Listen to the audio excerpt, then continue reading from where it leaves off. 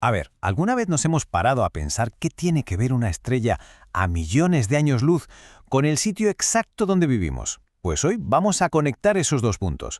Vamos a hacer un viaje increíble a través de la geografía, empezando desde lo más grande, el cosmos, para ir aterrizando poco a poco en nuestro propio mundo. La idea es ver cómo al final todo está conectado. Vale, vamos a empezar por lo básico, por la definición. Cuando pensamos en geografía, lo primero que se nos viene a la cabeza son mapas, ¿verdad? Pero es muchísimo más que eso. Imagínenlo como una conversación, un diálogo constante. Por un lado, la naturaleza, el clima, las montañas, los ríos, nos moldea. Y por otro, nosotros, la humanidad, con nuestras ciudades, le respondemos, transformándolo todo. Es esa interacción, ese tira y afloja, lo que estudia la geografía.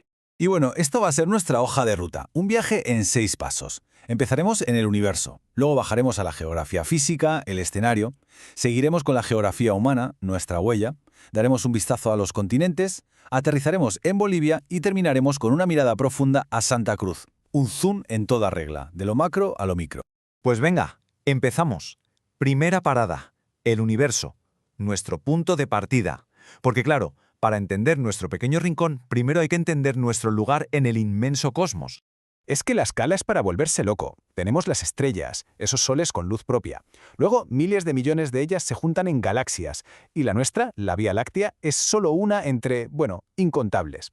Y dentro de esta inmensidad, en un bracito, en una zona bastante tranquila, ahí estamos nosotros, el Sistema Solar. Ese es nuestro hogar a nivel cósmico. Claro, llegar a entender esto fue toda una revolución. Durante siglos, la humanidad pensó que éramos el centro de todo. Imagínense, hasta que llegó Copérnico y dijo, oye, ¿y si somos nosotros los que giramos alrededor del Sol?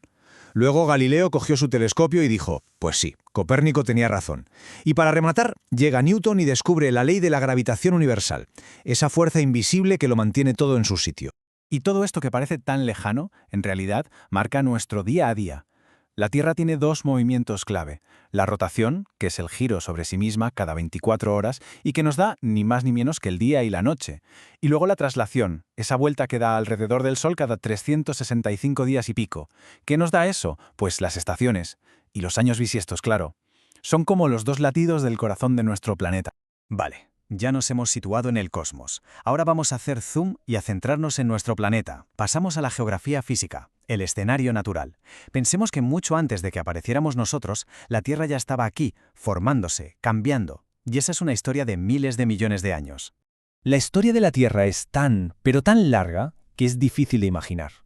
A ver, un ejemplo. Si toda la historia del planeta fuera un solo día, la vida microscópica aparecería muy pronto. Los dinosaurios dominarían la tarde. ¿Y la humanidad? Bueno, pues apareceríamos literalmente en el último segundo antes de la medianoche. Nuestra era, la cuaternaria, es un suspiro. Da que pensar, ¿eh? Y nuestro planeta, por dentro y por fuera, es como una cebolla. Tiene capas. Las internas son el núcleo, bien en el centro, el manto, que es la capa intermedia, y la corteza, la superficie donde estamos ahora mismo. Y luego por fuera nos envuelven otras dos capas vitales, la hidrosfera, que es toda el agua, y la atmósfera, esa capa de gases que básicamente nos permite estar vivos.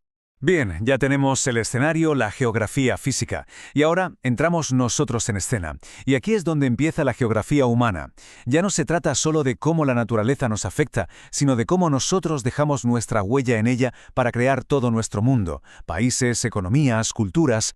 Para entender bien esta huella humana, la geografía la divide en tres ramas principales. Primero, la geografía política, que se ocupa de los estados y las fronteras. Luego está la geografía económica, que analiza cómo producimos y movemos las cosas. Y por último, la geografía cultural, que estudia cómo las diferentes civilizaciones usan su entorno. Y lo más importante, estas tres no van por separado, están totalmente conectadas. Perfecto. Con todo esto ya claro, vamos a subir de escala otra vez y a dar un vistazo a los continentes.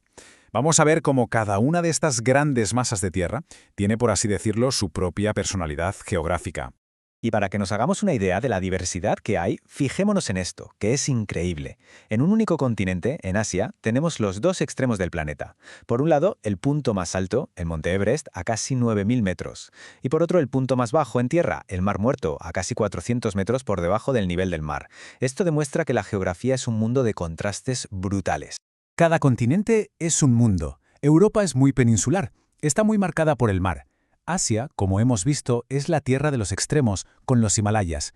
África está definida por el inmenso desierto del Sáhara y por el río más largo del mundo, el Nilo. América es larguísima, con los Andes como espina dorsal y el río más caudaloso, el Amazonas. ¿Y Oceanía? Pues Oceanía es un universo de archipiélagos, un mundo de agua.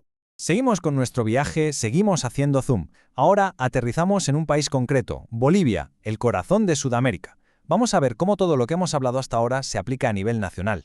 Y aquí, ojo, porque viene una de las grandes sorpresas sobre Bolivia. Todo el mundo piensa en Bolivia y se imagina montañas, el altiplano. Pues bien, la realidad es muy distinta. El 70% de su territorio son llanos, las tierras bajas. El altiplano es solo un 20%. Este dato lo cambia todo. Es clave para entender de verdad cómo es el país. Y el agua, que es fundamental, en Bolivia se divide y fluye hacia tres grandes cuencas.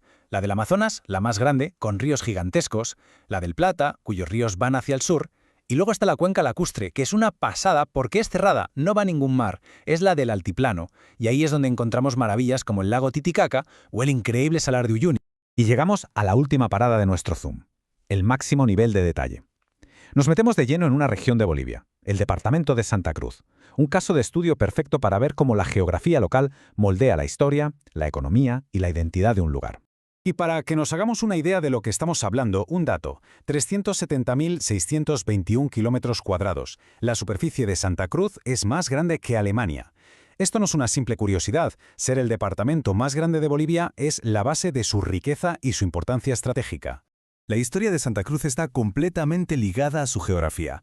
Desde que la fundó Ñuflo de Chávez en 1561, ha sido una historia de lucha por gestionar sus propios recursos.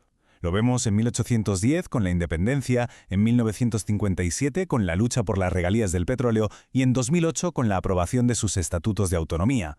El patrón se repite: la tierra da y la gente lucha por decidir cómo se reparte. Y aquí es donde todo encaja. ¿Recuerdan que dijimos que Bolivia eran mayormente llanos?